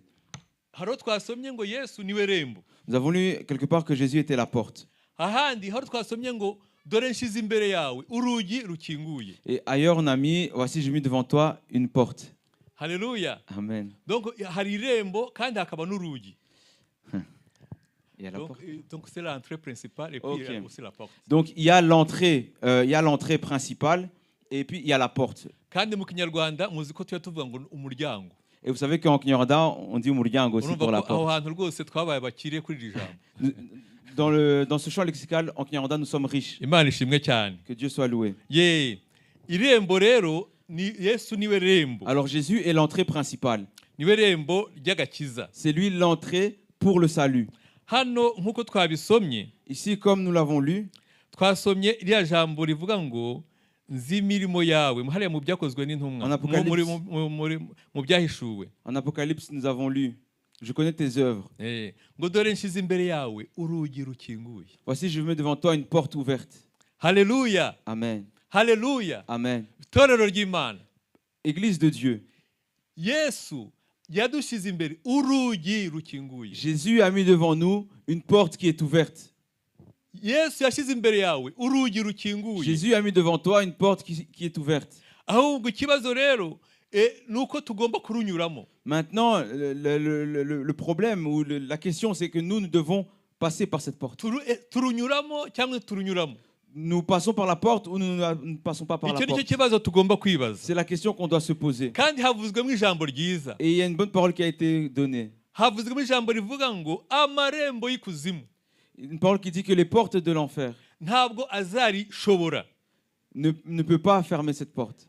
imana yakinguye. Ce que Dieu a ouvert, nta muntu ushobora kugikinga. nul ne peut le fermer. Haleluya. Amen. imana yakinguye urugi. Lorsque Dieu ouvre la porte, nta muntu ushobora kurukinga bene. personne ne peut la fermer. abantu bashobora kugerageza. Les gens peuvent essayer, ariko ntibabishobora. mais ne peuvent pas y arriver. Haleluya. Amen. imana ishimwe cyane. Que Dieu soit loué. umwuka wera rero nawe ntahwema kuturakira kwinjira mu muryango ukinguye. Le Saint-Esprit alors lui aussi nous invite à traverser cette porte qui est ouverte. imana yadukinguriye urugi. Lorsque Dieu nous ouvre une porte, umwuka wera le Saint-Esprit akora umurimo fait son œuvre wo kudushishikariza kugira ngo tunyure mu rugo. de nous encourager, nous exhorter à passer par cette porte. Haleluya. Amen. yesu ashimwe cyane. Que Dieu soit loué. ngira ngo abenshi muri mwe mwanyuze mu bigo by'amashuri. Je pense que la plupart d'entre nous sommes passés par l'école. En général, muri rusange. En général, iyo umuntu agiye ku kigo cy'ishuri, lorsque quelqu'un arrive dans l'établissement scolaire, uhasanga hari umuryango principal. On voit qu'il y a la porte principale. iyo winjiye muri uwo muryango, lorsque tu passes cette porte, nibwo ushobora kwinjiramo. C'est à ce moment-là que tu peux entrer. ukagerayo ukagera mu biro bya directeur. Et puis à ce moment-là, tu peux aller dans le bureau du directeur. ukagenda ukaba wasura amadushe yaho. Tu peux aller voir les douches de l'école. ukajya kureba hamwe abanyeshuri bafatira amafunguro. Tu peux aller à la cafétéria. ukagera ahantu bita muri infirmerie aho bakorera ubutabazi bwihuse. Tu peux aller à l'infirmerie où on fait les premiers secours. n'izindi nzugi nyinshi ushobora gukingura ukinjira. Et toutes les autres portes que tu peux ouvrir pour passer. izo nzugi bene data. Ces portes, frères et sœurs. ntabwo ushobora kuzinjiramo tu ne peux pas utanyuze ku rugi rw'ibanze. Tu ne peux pas passer ces portes sans avoir auparavant passé la porte d'entrée. Haleluya. Amen. yesu ashimwe cyane. Que Dieu soit loué. uko rero niko na yesu niwe rembo ry'ibanze. De la même manière, Jésus est l'entrée principale. ridushoboza kwinjira cyangwa kugeraho ubuntu bw'Imana duteguriye muri Yesu Kristo. Nous permet d'entrer ou d'acquérir les choses que Dieu nous a promises en Jésus-Christ. twabisomye. Nous l'avons lu. mu Bakorinto. En 1 Corinthiens. kanongere mpavuge. Je vais y lire encore une fois. mu Bakorinto ibice 2 umurongo wa 12. 1 Corinthiens chapitre 2 verset 12. twebweho ntitwahawe umwuka w'iyi si, ahubwo twahawe uwo mwuka uva ku Mana kugira ngo tumenye iby'Imana yaduhereye ubuntu. Amen. Or nous n'avons pas reçu l'esprit du monde, mais l'esprit qui vient de Dieu, afin que nous connaissions les choses que Dieu nous a données par sa grâce. Amen. Haleluya. Amen. umuryango w'ibanze ni umwe. La porte principale, la porte d'entrée, il n'y en a qu'une. kandi ni Yesu. Et c'est Jésus. umwana w'Imana. Le Fils de Dieu. wera watubambiwe ku musaraba. Le Saint qui a été crucifié pour nous à la croix. twese tunyuraho. C'est par lui que nous passons kugira ngo tous. twinjire mu bwami Pour que nous puissions entrer dans le royaume de Dieu. ariko Mais hari izindi nzugi. il y a d'autres portes. ahangaha muri iri torero rya Philadelphia. Ici, pour l'église de Philadelphie, Imana bakinguriye urugi. Dieu leur a ouvert une porte kugira ngo bajyane ubutumwa bwiza. pour qu'ils puissent annoncer la bonne kugira nouvelle. ngo bigishe abantu. Pour qu'ils puissent enseigner. kugira ngo babakure mu byaha. Pour qu'ils puissent les tirer du péché. Haleluya. Amen. urwo rugi si rwiza. N'est-ce pas une belle porte? bene data. Frères et sœurs. urugi rwakinguwe n'Imana. Une porte qui a été ouverte par Dieu. aba ari urugi rwiza cyane kurunyuramo. C'est une porte merveilleuse qu'il faut traverser. Imana ishimwe cyane. Que Dieu nous aide. hanyuma Dieu soit loué, tugiye kurebera hamwe Nous allons voir ensemble inzugi dukura muri izi nzira turimo y'agakiza. Nous allons voir les portes que nous rencontrons dans ce chemin qui mène vers le ciel. kuko iby'Imana yaduhereye ubuntu muri Kristo Yesu Car ce que Dieu nous a donné par la grâce en Christ Jésus, ni byinshi. c'est beaucoup. ni byinshi. Dieu nous a donné beaucoup de ntabwo choses. nabivuga none ngo mbirangize. Je ne peux pas parler de tout ariko turavugaho exhaustivement et dukeya. déterminer. Mais je vais en parler, je vais en dire quelques-uns. turebere hamwe niba urwo rugi turunyuramo cyangwa tutarunyuramo. Nous allons voir si nous passons ou traversons cette porte ou pas. Yesu rero nkuko nabivuze birashoboka yuko waba uri hano ariko utaramwakira. Comme je disais, peut-être que tu es ici parmi nous et tu n'as pas encore accueilli Jésus. Ni ukuvuga ngo Yesu niwe rembo. C'est-à-dire que Jésus, c'est lui l'entrée. Icyo dusabwa ni kimwe. Il nous a demandé une chose. Ni ukumwizera. C'est de croire en lui. Alléluia. Amen. Muri iryo rembo bene data. Dans cette entrée, frères et sœurs, harimo ibintu bibiri. Il y a deux choses. Hari kwinjira muri Yesu Kristo. Il y a entrer en Jésus-Christ. Hari kugira uburenganzira bwo kwinjira mu bwami bw'Imana. Il y a cette autorisation d'entrer dans le royaume de Dieu. Ariko harimo ikindi. Mais il y a autre chose. Mu irembo rya Yesu Kristo. Dans l'entrée qui est Jésus-Christ. Aho ngaho niho duhora twezerezwa. C'est là que nous sommes sanctifiés. Alléluia. Amen. Kugira ngo dukomeze. Pour pouvoir continuer. Tugere ku byiza Imana duteguriye. Arriver aux bonnes choses que Dieu a préparées pour nous. Kuba ku musaraba wa Yesu. Il nous est demandé d'aller devant la croix de Jésus. Tukajya imbere y'umusaraba wa Yesu. D'aller devant la croix de Jésus. Uko ducumuye ku Uwiteka. Toutes les fois que nous péchons contre Dieu, tukabwira Yesu akatubabarira. De demander pardon à Jésus et qu'il nous pardonne. Demander à Jésus de nous sanctifier. Imana idufashe bene data. Que Dieu nous aide, frères et sœurs. C'est une bonne parole. Umuntu utaramenya Yesu. Une personne qui n'a pas encore connu Jésus, asabwa kumwizera. Il lui est demandé de croire en lui. Mais pour ceux qui ont cru en lui, Paul a dit, ngo tugenda twiyejesha kubaha Imana. On marche dans la par la parole de Dieu. Nous marchons dans la sanctification grâce à la parole de Dieu. En obéissant à la parole de Dieu que nous avons entendue. Alléluia. Amen. Je te souhaite alors de passer par cette entrée qui est Jésus. Être sanctifié. Car sans la sanctification, nul ne verra Dieu. Tu ne peux pas dire que moi je suis dans le salut. Je suis passé par l'entrée principale. Et maintenant tu fais ce que tu veux. Non, tu dois écouter ce que le Saint-Esprit te dit. Si le Saint-Esprit te dit arrange cela, tu dois l'arranger. Si le Saint-Esprit te dit lève-toi, tu dois te lever. Si le Saint-Esprit te dit d'aller par là-bas, alors tu vas là-bas. Alléluia. Amen. Alors je vais vous parler des portes qui ne sont pas l'entrée principale mais des portes, et je vais vous en parler de quelques-unes. Et je nous encourage à nous tous traverser ces portes. La porte des promesses. Frères et sœurs, la porte des promesses, ce n'est pas une porte qui est fermée. Non. C'est une porte qui est ouverte. Que Dieu soit loué. Il y a beaucoup de promesses que Dieu nous donne. Des promesses qui disent je suis avec toi. Lorsque tu es dans les problèmes, rappelle-toi que Jésus est avec toi. Alléluia. Amen. Les promesses qui dit que vous poserez les mains sur les malades et les malades seront guéris. N'est-ce pas des promesses? C'est les promesses que Dieu nous donne. Il y a une autre promesse. Si vous priez, croyez, et ce que vous demandez, vous recevrez. Demandez, vous recevrez. C'est une belle promesse. De recevoir toutes les fois que nous prions. Cherchez-moi, vous me trouverez. Chaque personne qui cherche Dieu, Dieu se montre à elle. Autre chose, si nous frappons à la porte, Alléluia. Amen. Lorsque les moments sont difficiles, Dieu va nous ouvrir la porte. J'aimerais qu'on puisse revenir sur une des promesses.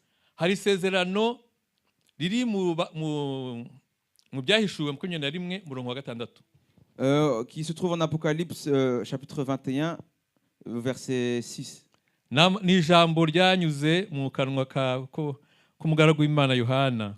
C'est une parole qui nous a été transmise au travers du serviteur Jean. Mais c'est une parole de Jésus. C'est une parole de Jésus. C'est une promesse merveilleuse. J'aimerais que tu puisses tendre l'oreille et l'écouter. Alléluia. Amen. Ngo kandati birarangiye. Ninge alpha na omega. Itangiro n'iherezo. ufite inyota nzamuhera ubuntu kunywa ku isoko y'amazi y'ubugingo. Amen. Et il me dit, c'est fait. Je suis l'alpha et l'oméga, le commencement et la fin. À celui qui a soif, je donnerai de la source de l'eau de la vie gratuitement. Amen. C'est la promesse que nous recevons de Jésus. Si tu as soif, Alléluia. Amen. C'est Jésus qui le dit. Il est l'alpha et l'oméga. Il est le commencement et la fin. Et c'est lui qui nous dit, celui qui a soif, viens à moi. Celui qui a soif, je lui donnerai gratuitement de boire la source de l'eau de la vie. Amen. C'est la source qui vient du ciel. C'est la source que le Père nous a donnée. Si nous avons soif, buvons à cette source. Que Dieu soit loué. Une femme qui était accablée par le péché. Elle était accablée par le péché de l'impudicité. Elle a rencontré Jésus. Et Jésus lui a dit, donne-moi à boire. Et elle a refusé de lui donner. Mais Jésus lui a dit, si tu bois de l'eau que moi je te donne, si tu bois de l'eau que moi je te donne, tu n'auras plus jamais soif. Tu ne viendras plus sur ces sources terrestres.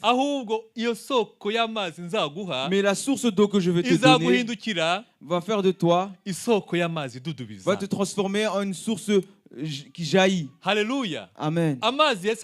L'eau que Jésus nous donne devient pour nous une source. Vous savez ce qu'est une source? Peut-être certains des plus jeunes n'ont jamais vu une source. La source, c'est là où l'eau jaillit depuis la colline ou la montagne. Alléluia. Amen. Et celui qui boit à l'eau que Jésus lui donne, lorsque cette eau va être en lui, cette eau va devenir une source qui jaillit. Et cette source jaillit jusqu'à la vie éternelle. Cette eau ne peut pas tarir. Cette source ne peut pas s'arrêter. Mais elle continue à jaillir encore et encore. Je te souhaite de boire à cette source d'eau de la vie. Pierre, après qu'il soit rempli du Saint-Esprit, il a enseigné. Il a annoncé la bonne nouvelle. Mais il leur a dit, car les gens venaient d'entendre la parole de Dieu qui a touché leur cœur. Eux, ils ont dit, hommes, frères, que ferons-nous? Il leur a dit, repentez-vous. Pour que la source puisse jaillir, il faut que nous puissions nous repentir. Ça nous demande d'enlever tout ce qui nous sépare de Dieu. Et vous aussi. Ce don que nous avons reçu, ce don est pour vous. Alléluia. Amen. Ce don que nous avons reçu, il est pour vous. Pourquoi? Car la promesse est à vous. La porte de la promesse. La porte de la promesse. La promesse est vôtre. Et pour vos enfants. Alléluia. Amen. Et tous ceux qui sont au loin. Tous ceux qui seront appelés par le Seigneur. Alléluia. Amen. Quelle belle promesse. Je te souhaite de passer par cette porte. Que Dieu soit loué. Que Dieu soit loué, frères et sœurs. Pour que nous puissions recevoir cette bénédiction de Dieu. Que nous soyons habillés par la puissance du Saint-Esprit. L'Église a besoin de cette puissance. Une autre porte. Lorsque nous entrons en Jésus-Christ, c'est la porte de la prière. Celle-là également a été ouverte par Dieu. Alléluia. Amen. Cette porte également est remplie de bénédictions. Amen. Amen. Cette porte est ouverte. La porte de la prière. Nous devons également entrer par cette porte. Qu'est-ce qui se passe lorsque nous entrons par cette porte? Dieu nous fait avancer. Ce pourquoi nous prions, nous le recevons. Alléluia. Amen. Cette porte de la prière, Satan a vraiment peur de cette porte. C'est pourquoi tu verras les prières, Satan les combat. Mais le Saint-Esprit, il nous encourage, il nous hâte à entrer par cette porte. Que Dieu nous aide. Satan combat cette porte de la prière. Parce qu'au travers des prières, c'est là que nous chassons les démons. Alléluia. Amen. Au Au travers des prières,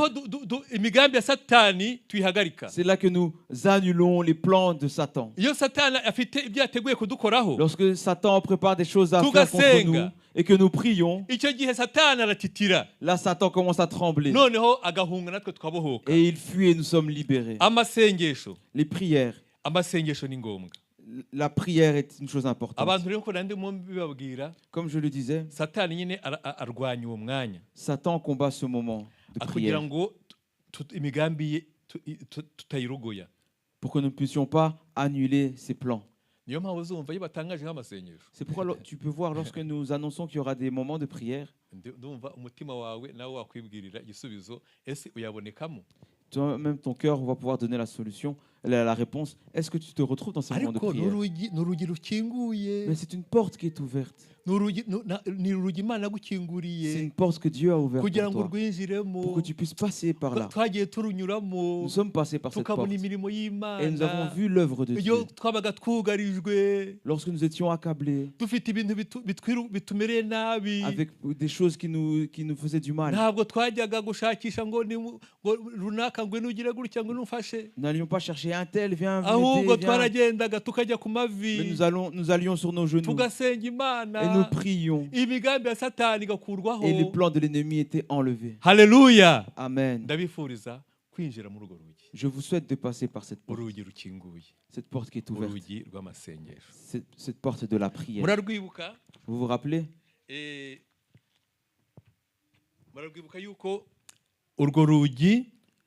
Vous vous rappelez que cette porte, ses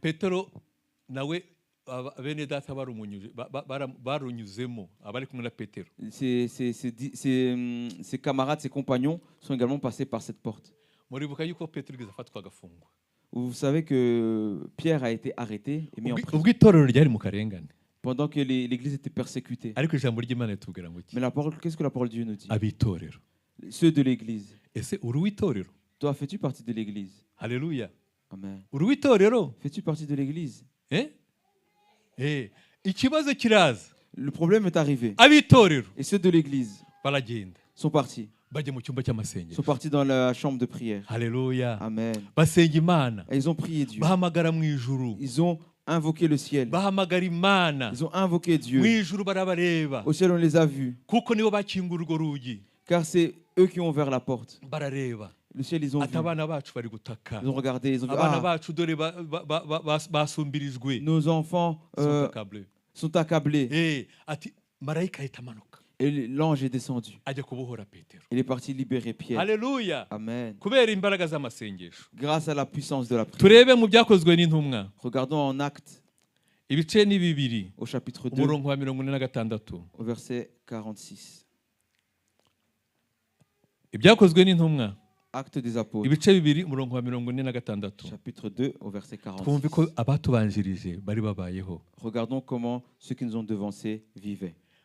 ngo kandi iminsi yose bakomezaga kujya mu rusengero n'umutima uhuye n'iwabo bakamanyagura umutsima bakarya bishimye bafite imitima itishama.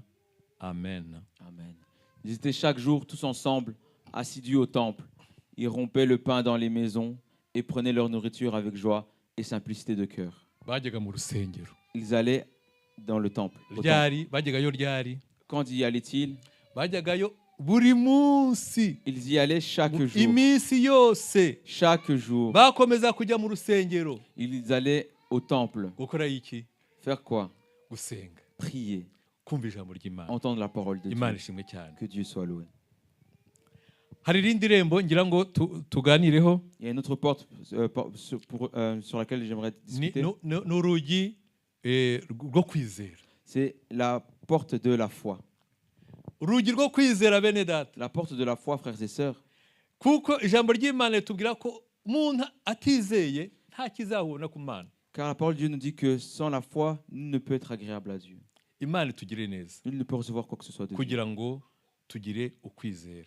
Que Dieu nous aide pour que nous puissions avoir la foi. Hari abantu babiri. Il y a deux personnes bari impumyi qui étaient aveugles. Ni inkuru dusanga muri Matayo 9 murongo wa 29 ko ntago twasoma. C'est une parole qu'on trouve en Matthieu chapitre 9 au verset 29, mais nous allons pas lire, nous en parler. Ces deux personnes étaient aveugles et lorsqu'elles ont lorsque Jésus est arrivé, elles ont crié Jésus, délivre-nous de notre nécessité. Ils ont crié à Jésus. Mais Jésus leur a dit. Il toucha leurs yeux. Alors il leur toucha les yeux en disant qu'il vous soit fait selon votre foi. Alléluia. Amen. Qu'il vous soit fait selon votre foi. Que Dieu nous fasse du bien. C'est la foi qui nous permet de recevoir ce que nous devons recevoir. On s'est compris. La foi, c'est par la foi que nous avons accès à ce que nous pouvons recevoir. Les disciples ont vu cela. Ils ont dit à Jésus, Seigneur, augmente notre foi. Alléluia. Amen. Ndakwinginga. Je t'en supplie. Saba Imana ikongere kwizera. Demande à Dieu d'augmenter ta foi. Imana idufashe. Que Dieu nous aide. Muri Mariko niho dusoma noneho. En Marc nous lisons. Muri Mariko haratubwira ngo 11 ku murongo 24. Marc chapitre 11 verset 24.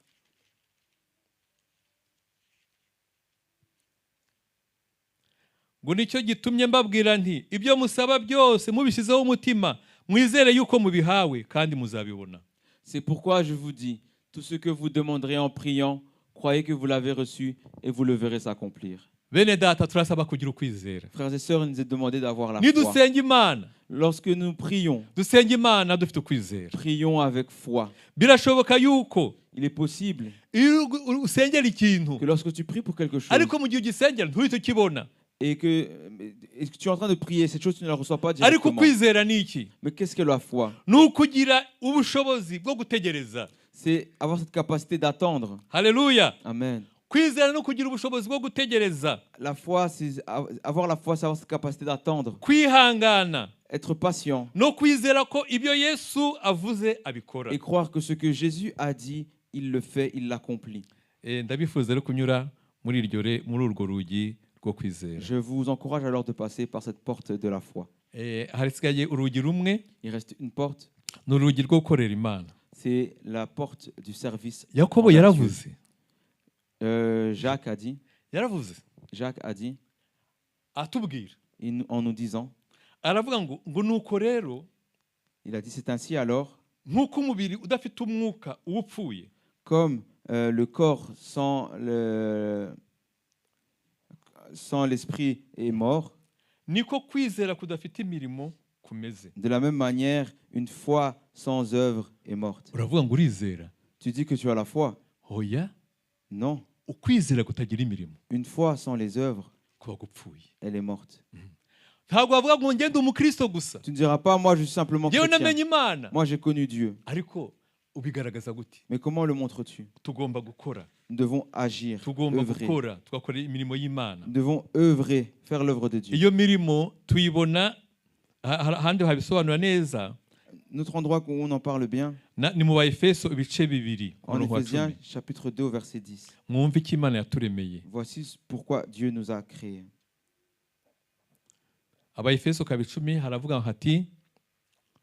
Kuko turi abo yaremye ituremeye imirimo myiza muri Kristo Yesu. Imana yiteguriye kera kugira ngo tuyigenderemo. Amen. Amen. Car nous sommes son ouvrage, ayant été créés en Jésus-Christ pour de bonnes œuvres que Dieu a préparées d'avance afin que nous les pratiquions. Amen. Cette porte devrait pour Dieu. Car par la grâce, nous avons eu de pouvoir œuvrer pour Dieu, servir Dieu. Amen. Par la grâce, nous pouvons servir Dieu. Que Dieu soit loué. Car ceux qu'il a créés, ceux qu'il a créés en Jésus-Christ, il les a créés pour de bonnes œuvres. En Jésus-Christ. En Jésus-Christ, toutes les bonnes œuvres que nous devons accomplir, elles y sont déjà. Les œuvres que Dieu a préparées d'avance pour toi, Dieu les a placées en Christ. Alléluia. Amen. Pour que maintenant tu puisses accomplir ces œuvres. Tu peux dire, mais que ferais-je?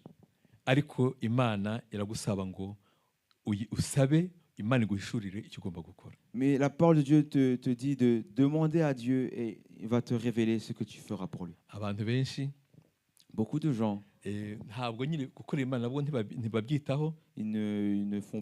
ne veillent pas à servir Dieu.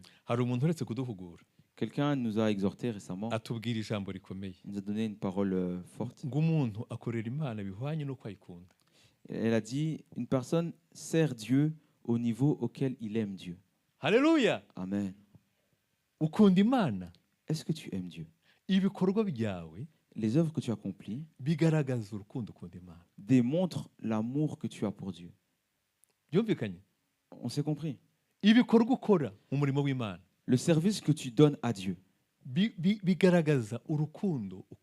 démontre l'amour que tu as pour Dieu. C'est ce que Jésus a dit à Pierre. Pierre, m'aimes-tu? Il lui a demandé ça 3 fois. Et Pierre lui a dit, oui, Jésus, je t'aime. Alors, fais mon œuvre. Paie mes brebis. Alléluia. Amen. Frères et sœurs, la porte du service envers Dieu est ouverte. Que Dieu nous aide. Pour conclure alors, j'aimerais qu'on puisse demander à Dieu. Peut-être ces portes dont nous avons parlé, que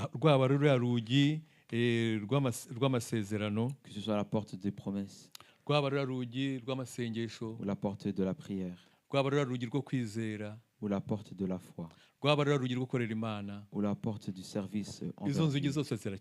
Toutes ces portes sont ouvertes. Mais demande-toi, passes-tu par ces portes? Traverses-tu ces portes? Si tu ne traverses pas ces portes-là, qu'attends-tu? Que Dieu nous aide, frères et sœurs. Et moi aussi, ça me regarde. Pour que Dieu me donne la force. Demandons au Saint-Esprit que nous puissions entrer par la porte de la promesse. Entrer par la porte de la prière. Entrer par la porte de la foi. Entrer par la porte du service.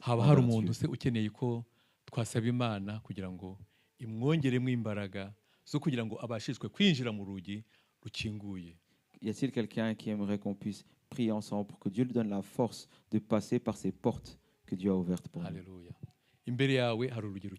Devant toi, une porte est ouverte. Et le Saint-Esprit désire que tu puisses passer par cette porte.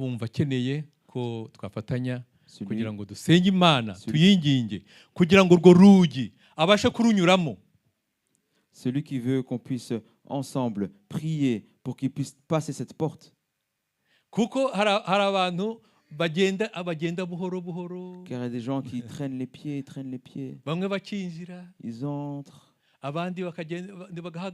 Les uns entrent, les autres sont à l'arrêt. Il y en a qui rentrent hâtivement. Alléluia. Amen. Mais toi, veux-tu passer par ces portes-là? Alors tu peux te mettre debout, on va prier. On va demander au frère Onésimo d'élever la voix, de prier pour les gens qui ont besoin de ces forces, de cette puissance qui leur permettent de passer par ces portes. haleluya kuko ni inzugi imana yadukinguriye Car ce sont des portes que Dieu a ouvertes pour nous. turabishaka rimwe na rimwe bikatunanira Nous le recherchons et parfois on n'y arrive pas. tukaba tugifite impamvu nyinshi Et on a beaucoup de raisons. nari kuzivuga ariko nta mwanya mfite. Je pouvais en parler, mais on n'a plus le temps. ariko dusaba imana kugira ngo iduhe izo mbaraga. Mais demandons à Dieu de nous donner cette force. haleluya karibu kozi w'imana. Mana data dukomeje gushima izina ryawe. Père, nous louons encore ton nom. Kandi muri uru rugendo turimo tugana iwawe. Et dans ce chemin vers toi, wadusigiye ijambo ryawe. Tu nous as laissé ta parole. Kandi iri ni ryo warateganije kutugaburira kuri uyu munsi wa none. Et voici c'est celle-ci que tu avais préparée pour nous en ce matin. Ijambo ritwereka ritwibutsa amarembo inzugi waciye kugira ngo zijye zidufasha. Une parole qui nous rappelle les portes que tu as ouvertes pour nous aider. Mwami iyi miryango yose twize kuri uyu munsi wa none. Toutes ces portes que nous avons apprises en ce matin. Ntabwo twabyishoboza. Nous ne pouvons pas les traverser de nous-mêmes. Niyo mpamvu buri wese ahagurutse mu bahagurutse bafite icyo cyifuzo cyo kugira ngo babishobozwe nawe. C'est pourquoi parmi tous ceux qui sont mis debout, ils ont cette volonté, ce désir que tu puisses les aider à traverser. Kuko nibyo watubwiye uti icyo muzabona cyose mudashoboye muri uru rugendo mujye muntabaza. Car tu as dit que toute chose que nous voyons que nous ne sommes pas capables dans ce chemin qu'on uyu puisse mwanya niyo t'invoquer. mpamvu duhagurutse kugira ngo dusabe imbaraga. C'est pourquoi en ce matin nous nous levons pour demander ta puissance. Umupapa uri aha ngaha arasaba imbaraga zo kugira ngo ashobozwe. Que le papa qui est ici puisse demander la puissance pour être capable. Umumama uri aha ngaha nawe nuko. De même pour la maman. N'abakiri batoya abajene mwami nabo nuko bose bari gusaba kugira ngo ubahe imbaraga zo kugira ngo babashishwe nawe mu by'uru rugendo. Et les plus jeunes également qui puissent avoir cette capacité, ce pouvoir qui permet de continuer ce chemin. Kandi n'utarakizwa nawe ugitangira mwami nawe turamusabiye kugira ngo akizwe. Et celui qui n'est pas encore sauvé, nous prions pour qu'il puisse kugira ngo recevoir le umwanya salut. yakire agakiza n'imbabazi zawe Kristo. Qu'il soit sauvé pour qu'il puisse recevoir ton salut et ton pardon, Christ kugira ngo Jésus. uru rugendo tubashe kururangiza turi kumwe nawe. Pour que nous puissions terminer ce chemin auprès de toi. C'est ce que nous demandons au nom de Jésus-Christ. Mana data wa twese uri mu ijuru. Notre Père qui est au dukomeje ciel. kugushima.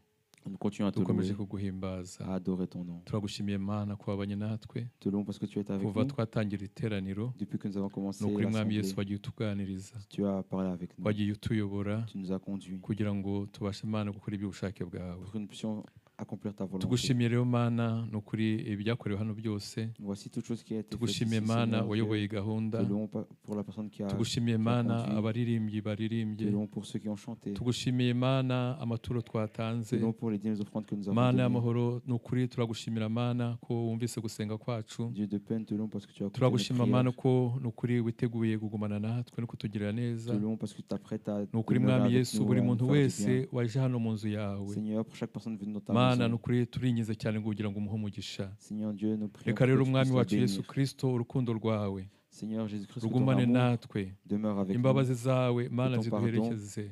nous accompagne. umwuka wawe wera abane Que natwe. ton Saint-Esprit soit avec nubwo nous. turi butandukane Même si nous allons nous séparer, ariko turasabye umwuka wera nous demandons le Saint-Esprit ntatandukane natwe. qu'il ne soit pas séparé. turagushimye rero ko ugiye kuduha icyumweru cyiza. Nous te louons que nous allons avoir une bonne semaine. tubisabye Mana twizeye mu izina rya Nous Yesu. demandons tout cela avec foi au nom de Jésus. Amen. Amen. mugire icyumweru cyiza. Ayez une bonne semaine.